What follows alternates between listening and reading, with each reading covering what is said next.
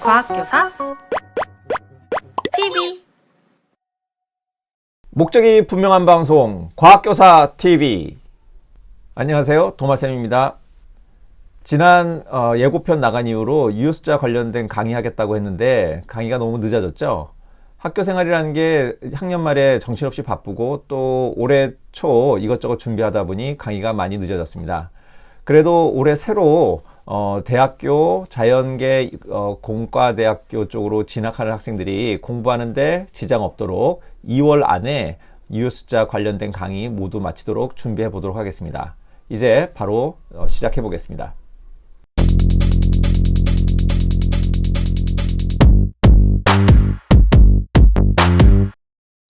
유효숫자 공부하다 보면 뭔가 무슨 얘기인지 잘 모르겠고 헷갈릴 때가 많습니다.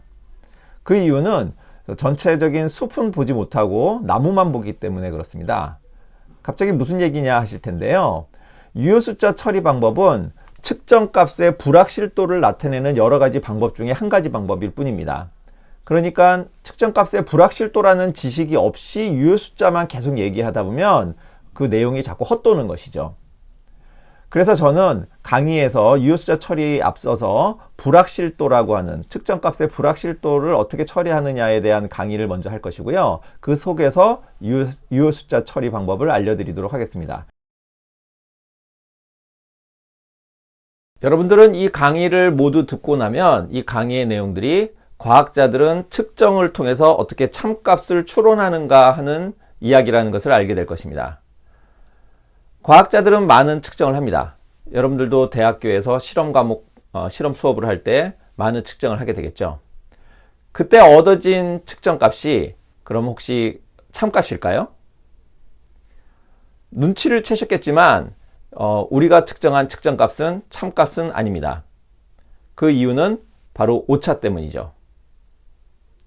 오차란 참값과 측정값의 차이입니다. 우리가 오차를 적절하게 처리하지 못한다면 건설, 토목, 항공, 운송 등 우리 인간의 안전과 관련되어 있는 분야에서 큰 문제가 생길 수 있습니다. 또한 인류는 머지않은 미래에 사람들을 화성에 보낼 계획을 짜고 있는데요. 그런 경우에 과학자들이 오차를 적절하게 처리하지 못한다면 우주여행을 하는 사람들이 우주 미아가 될 위험에도 빠지게 되겠죠. 오차의 종류에는 개통오차, 우연오차, 과실오차가 있습니다. 그 중에 우리가 앞으로 주로 다룰 오차는 우연오차입니다. 개통오차와 과실오차는 없다고 가정하게 됩니다. 그래도 개통오차와 과실오차가 무엇인지 정도는 알고 넘어가야 되겠죠. 그러면 하나씩 짚어보도록 하겠습니다. 과실오차란 오독, 오기, 즉 잘못 읽었거나 잘못 기록하는 등 부주의로 생기는 오차를 말합니다. 그래서 우리가 주의를 한다면 생기지 않을 오차라는 거죠. 이 때문에 이론상 오차를 다룰 때 이 과실 오차는 아예 다루지도 않습니다. 그래도 우리가 주의를 해야 된다는 점에서 과실 오차 이런 이름을 붙여놓았습니다. 다음은 개통 오차입니다. 개통오차는 참값으로부터 양이나 음의 어느 한쪽 방향으로 치우쳐서 나타나는 오차입니다. 이런 오차가 생기는 경우는 계기오차, 환경오차, 개인오차 등이 있는데 계기오차란 측정 도구의 불완전성 때문에 나타납니다. 이런 계기오차는 보정을 한다면 수정이 가능합니다. 지금 보는 그림 왼쪽에 보면 암페어미터, 즉 전류계가 있죠. 전류계를 자세히 보시면 바늘이 0점보다 왼쪽으로 치우쳐져 있는 것을 볼 수 있습니다.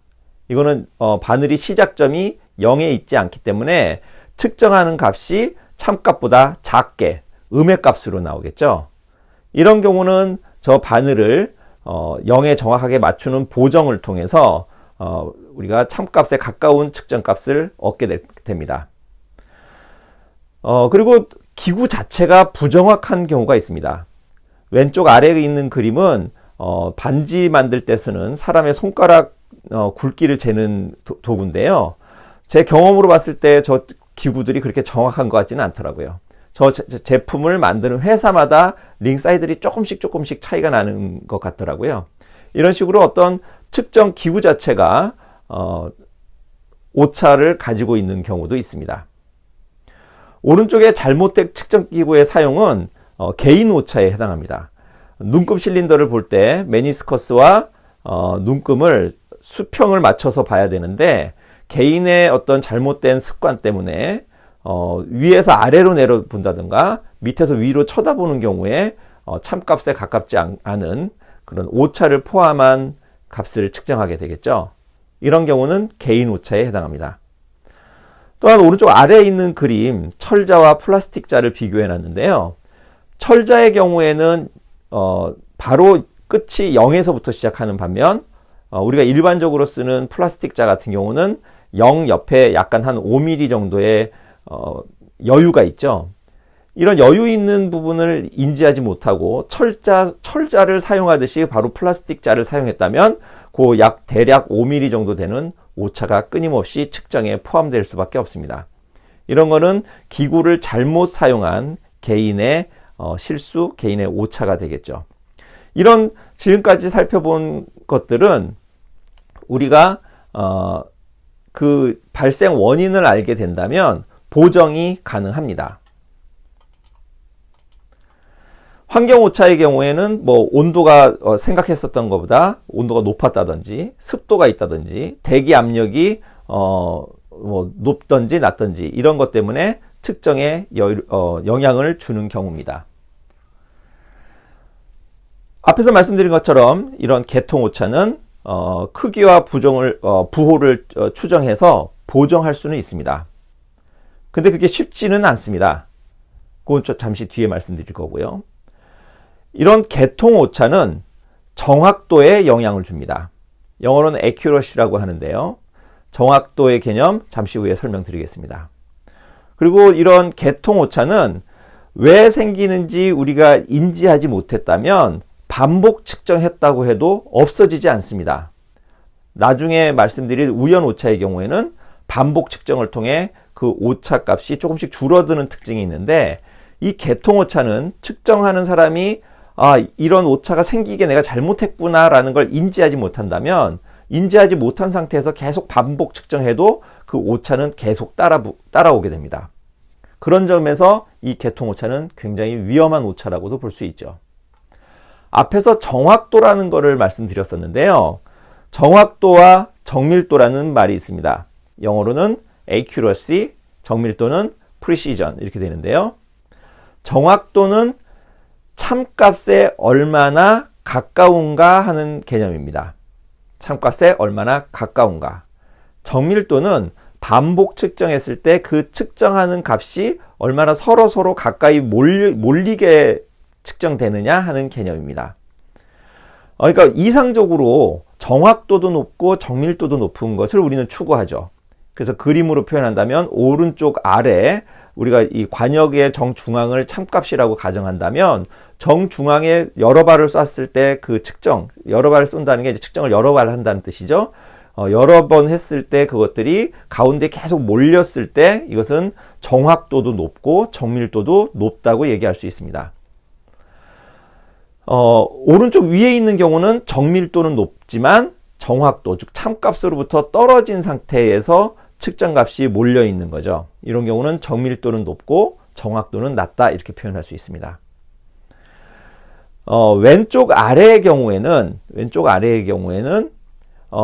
참값 주변에서 측정이 이루어지긴 하지만 좀 산발적으로 측정값에 좀 반복되는 측정값의 차이들이 있죠. 이런 경우에는 정확도는 높지만 평균을 냈을 때 저 측정값들을 평균을 냈을 때 가운데 몰리는 참값 가까운 곳에 몰리는 그런 현상들은 있지만 정밀도가 높다고 할 수는 없죠. 정밀도가 낮은 경우죠. 그리고 왼쪽 위의 경우에는 바로 정확도도 낮고 정밀도도 낮은 경우입니다. 요걸 좀 정확도와 정밀도를 좀 다른 그림으로 표현해 봤습니다. 앞에서 설명드린 거와 마찬가지로 점선, 왼쪽에 있는 점선이 참값이라면 우리 정규 분포 곡선들이 우리가 측정에 의해서 나오는, 반복 측정에서 나오는 값들을 의미하는데요. 바로 반복 측정에서 나온 정규 분포의 정중앙에 있는 값들이 측정 값의 평균이라고 본다면, 바로 참값에서 그 측정 값들의 차이가 얼마나 멀리 떨어져 있느냐가 정확도의 개념이고, 그리고 그 측정한, 반복 측정한 그 측정 값들이 얼마나 몰려 있느냐가 정밀도에 해당한다는 것을 알 수 있습니다. 그런데 문제는 우리는 참값을 아는가 하는 겁니다. 우리가 측정을 하는 이유는 참값을 모르기 때문이죠. 결국은 우리가 측정하는 상황에서 과학자들은, 우리들은 참값을 알지 못합니다. 그러면 뭔가 좀 이상하지 않습니까? 정확도란 참값에서 내가 측정한 값의 차이를 정확도라고 했는데, 참값 기준을 모르니 우리는 정확도가, 내가 측정한 것이 얼마나 정확한 건지 알 수가 없는 거죠. 하지만 반복해서 측정한 값들이 얼마나 몰려 있는지는 우리가 알 수 있습니다. 즉, 우리는 측정을 할 때 우리의 측정이 얼마나 정밀한지는 알지만 얼마나 정확한지는 알 수가 없습니다.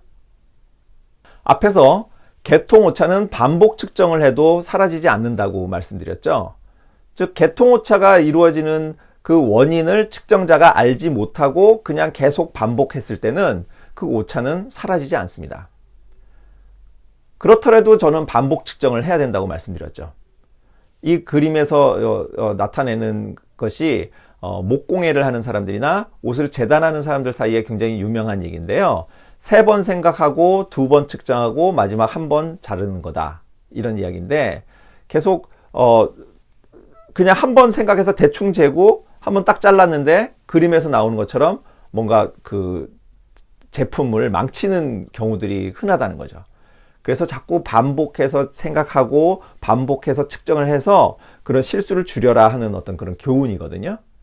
우리가 실험을 할 때 개통오차가 그냥 반복한다고, 즉 우리가 그 개통오차가 일어나는 원인을 알지 못하는 상태에서는 반복 측정한다고 해서 그 개통오차가 없어지진 않지만, 그래도 우리가 반복을 하다가 내가 실수했네, 아니면 어떤 기구가 보정되지 않았네, 이런 것들을 발견할 확률들은 높아지겠죠. 그래서 반복 측정은 우리가 기본적으로 필요한 거다, 이렇게 말씀드릴 수 있을 것 같습니다.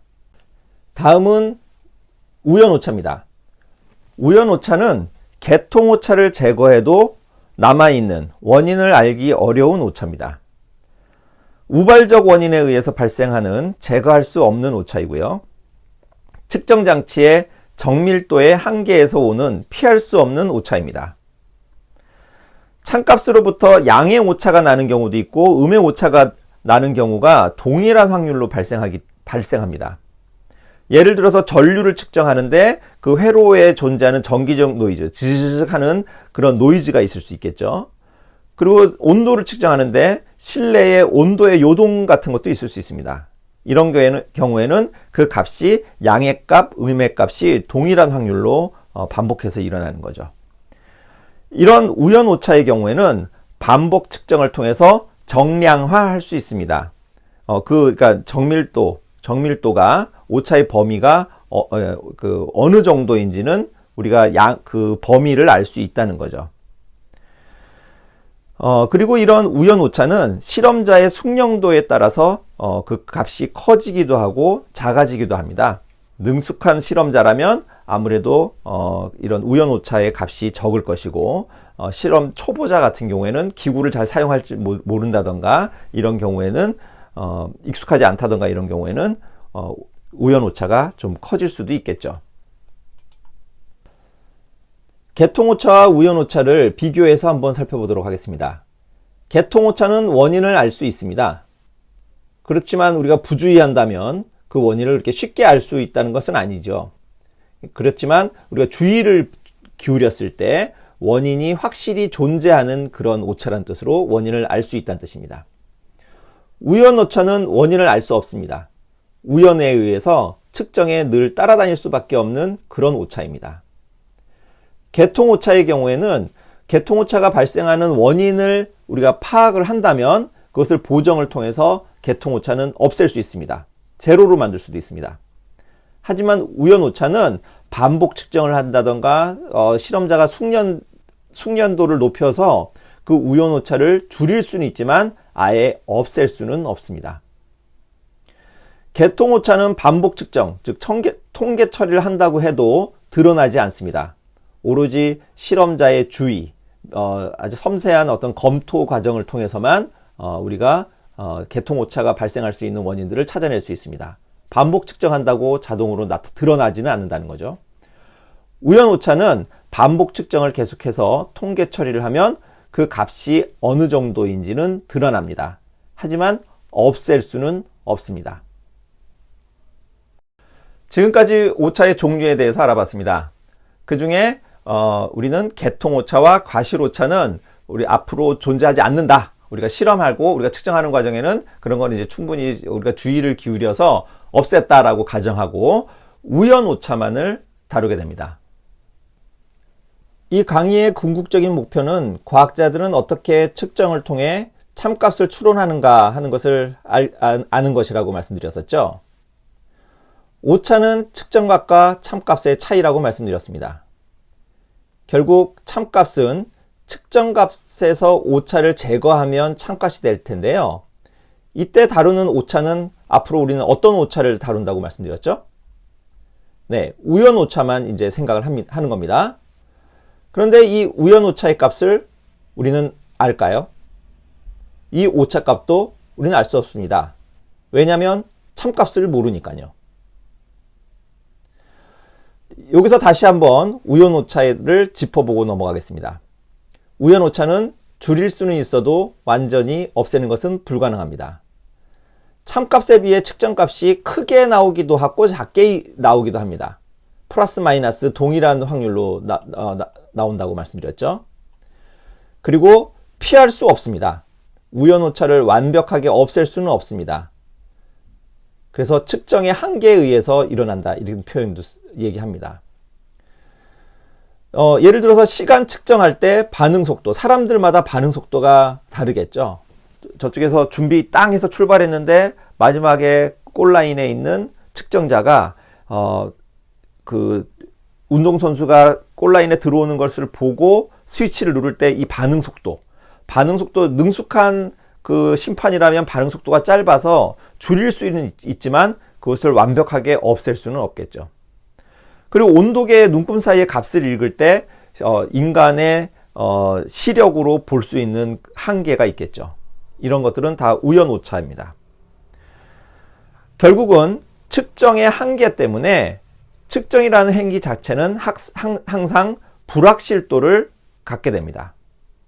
결국 우연 오차는 측정의 불확실도를 가져오게 됩니다. 우리가 자를 볼 때 눈금을 읽었다고 그냥 우리가 맨눈으로 봤을 때 자를 읽었다고 해도 어느 정도 읽게 되겠죠. 그것을 그러면 더 잘 읽겠다고 현미경이나 돋보기라고 확대하면 우리는 참값을 알 수 있을까? 그렇지는 않다는 거죠. 뭔가를 확대를 하면 그 속에 또 다른 오차는 존재합니다. 우연 오차는 존재하는 거죠. 측정의 불확실성이 항상 존재한다는 거죠. 미국의 물리학자 파인만은 과학 지식이라고 하는 것은 확실성의 정도를 이야기하는 걸로 이루어져 있다. 이렇게 얘기한 적이 있는데요. 뭐 거의 불확실하다 이렇게 얘기하는 경우도 있고 거의 확실하다라고 얘기하는 경우도 있을 수 있다고. 하지만 완벽하게 확실하다라고 하는 이야기는 과학 지식에서는 있을 수 없다. 이런 얘기를 한 적이 있습니다. 그리고 저 같은 경우는 이 수업을 준비하면서 깨닫게 된 것이 측정값에 불확실도를 붙여서 표현하는 것이 이 측정값은 믿지 못할 만한 거예요. 이 불확실도만큼 믿지 못하는 값이에요. 이런 것을 의미하는 것이 아니라 불확실도를 표현하는 것이 정말 과학적이고 합리적인 방법이구나 하는 것을 깨닫게 됐습니다. 이제 우리 이야기는 오차에서부터 시작해서 점점 이제 불확실도라고 하는 측정의 불확실도라고 하는 것으로 이야기의 주제가 서서히 넘어가게 됩니다. 측정의 불확실도를 표현하는 방법은 측정값 뒤에다가 플러스 마이너스 불확실도 이런 식으로 표현합니다. 즉 우연 오차가 양의 값과 음의 값이 동등한 확률로 표현되기 때문에 플러스 마이너스 불확실도로 표현합니다. 그렇다고 불확실도가 오차, 즉 우연 오차를 의미하는 것은 아닙니다. 측정 값에서 참값의 차이를 우리는 오차라고 한다고 말씀드렸죠. 하지만 우리는 참값을 알 수는 없습니다. 그렇기 때문에 오차 값도 얼마인지는 모르는 것이죠. 그랬을 때 우리는 측정 값을 범위를 포함해서 표현함으로써 이 범위 안에 참값이 존재할 확률이 굉장히 높습니다 라는 식으로 표현하자고 하는 것입니다. 결국 측정값 마이너스 불확실도에서부터 측정값 플러스 불확실도 범위 내에 이 불확실도 범위 내에 참값이 존재할 확률이 굉장히 높다라는 식으로 표현을 하자는 겁니다.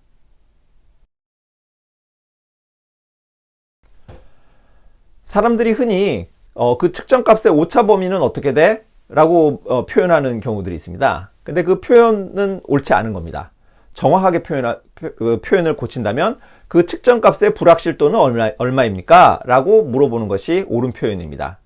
그러니까 사람들이 흔히 그냥 오차랑 불확실도를 구분하지 않고 막 섞어서 쓰더라도 이제부터 여러분들은 저 사람이 의미하는 거는 오차 범위라고 표현하더라도 저 사람이 불확실도를 의미하면서 얘기하는 거겠구나 라고 이해하시면 되겠습니다. 불확실도와 오차를 다시 한번 그 차이를 정리해 보도록 하겠습니다. 오차는 두 값, 즉 참값과 측정값 사이의 차이여서 양의 값 또는 음의 값을 갖지만 불확실도는 두 값 사이의 차이를 의미하지는 않습니다. 따라서 불확실도 값 자체는 부호가 없습니다. 오차를 안다면 측정값에 더하거나 빼서 참값을 알 수 있지만 불확실도를 측정값에 더하거나 뺀다고 해서 그 값이 참값을 의미하는 것은 아닙니다. 즉 오차와 불확실도는 같은 개념이 아니라는 겁니다. 그것을 꼭 기억을 하셔야 됩니다. 그러면 결국 불확실도는 뭘 의미하는 거냐? 불확실도 범위 내에서 참값이 높은 확률로 존재한다. 그러니까 그 범위, 그러니까 어떤 제일 낮은 값과 제일 높은 값으로 표현되는 그 불확실도 범위 내에 참값이 존재할 확률이 굉장히 높다라고 표현하는 겁니다. 또 거꾸로 얘기하면 참값이 불확실도 범위, 내가 표현한 그 불확실도 범위를 벗어나서 있을 확률은 굉장히 낮습니다 라고 우리는 표현을 하는 것이죠. 여기서 문제 하나 풀고 넘어가 봅시다. 왼손의 길이가 17.8cm, 오른손의 길이가 17.7cm라고 측정됐다고 했을 때 이 두 손의 길이의 차이가 있다고 얘기해야 될까요? 없다고 얘기해야 될까요? 답을 한번 마음에 결정 내려보시죠. 그러면 이렇게 한번 문제를 바꿔보겠습니다. 왼손의 길이가 17.8 플러스 마이너스 0.2cm, 오른손의 길이가 17.7 플러스 마이너스 0.2cm다. 그러면 왼손과 오른손의 길이는 차이가 있다고 얘기해야 될까요? 없다고 얘기해야 될까요? 정답은 이 풀이 과정을 보시면 알게 됩니다. 즉 측정값인 17.8cm와 17.7cm의 차이는 0.1cm입니다. 그런데 불확실도는 0.2cm와 0.2cm를 더한 0.4cm가 됩니다. 왜 더해야 되는지는 나중에 불확실도 처리 과정에서 설명드리겠습니다. 결국 왼손과 오른손의 차가 얼마냐라고 하는 질문에 대해서 그 차는 0.1 플러스 마이너스 0.4cm입니다 라고 표현하는 것이 과학적으로 표현하는 거라는 거죠. 그러면 왼손과 오른손의 길이의 차이가 있느냐라고 하는 질문을 받았을 때 불확실도에 비해서 측정값의 차이가 미미하기 때문에 그 차이는 없는 거다라고 표현하는 것이 옳다는 것입니다. 즉 불확실도를 표현하지 않았던 첫 번째 질문, 그러니까 왼손의 길이가 17.8cm, 오른손의 길이가 17.7cm다. 그 두 손에는 길이 차이가 있느냐 없느냐라고 하는 질문 자체는 불확실도를 모르기 때문에 우리가 답을 할 수 없다는 거죠. 하지만 우리가 질문을 고쳐서 왼손의 길이가 17.8 플러스 마이너스 0.2cm, 오른손이 17.7 플러스 마이너스 0.2cm다라고 불확실도를 표현했을 때 우리는 이 왼손과 오른손의 길이가 차이가 나는지, 차이가 나지 않는다고 할 수 있는 건지 우리는 비로소 답을 할 수 있게 된다는 것입니다.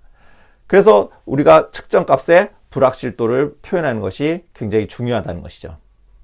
여러분들은 영국의 과학자 에딩턴과 다이슨이 아인슈타인의 그 상대성 이론을 증명한 그 이야기를 알고 계신가요? 아인슈타인의 상대성 이론이 아닌 그 기존의 뉴턴 역학, 고전 역학을 통해서도 중력 렌즈 현상은 설명이 됐었다고 합니다. 그리고 그 고전 역학을 통해서 중력 렌즈 효과로 측정된 그 값은 0.9초 정도였다고 합니다. 하지만 아인슈타인의 상대성 이론을 적용해서 계산해서 예측한 결과는 1.8초 정도의 그 각도가 벌어질 거다라고 예측 결과가 나왔다고 합니다. 그랬을 때 에딩턴과 다이슨이 일식이 있었을 때 직접 측정해서 얻었던 값은 2초였다는 거죠.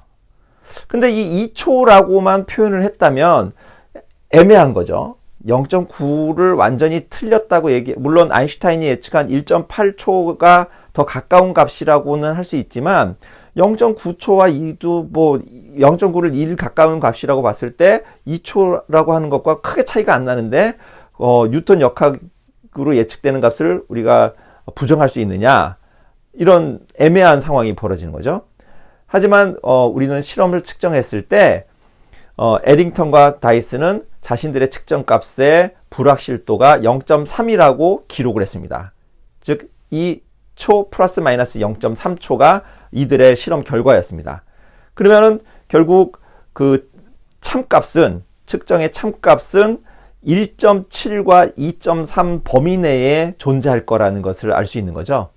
즉 뉴턴 역학으로 예측된 0.9초는 거부되고 아인슈타인이 예측한 1.8초가 이 측정값 범위 내에 존재하기 때문에 아인슈타인의 그 상대성 이론을 강력하게 지지하는 그런 실험 결과였다는 것을 알 수 있습니다.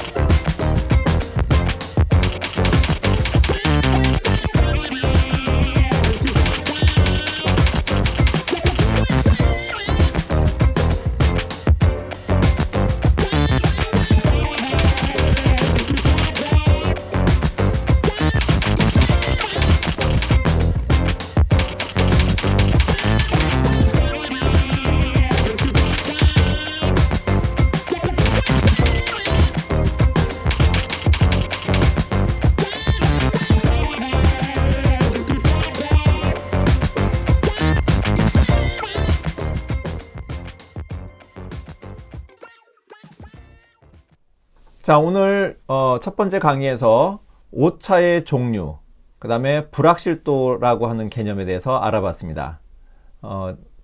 잘 이해가 안 가신 분들은 다시 반복해서 들어보시기를 바라고요. 다음 시간에는 불확실도를 어떻게 처리하는지, 그 다음에 불확실도의 전파라고 하거든요. 불확실도를 포함한 값들을 가지고 계산을 하다 보면 그 불확실도가 커지기도 하고 이렇게 계속 다음 계산 과정에 넘어가게 되는데, 그런 것들을 어떻게 하는 건지 알아보도록 하겠습니다.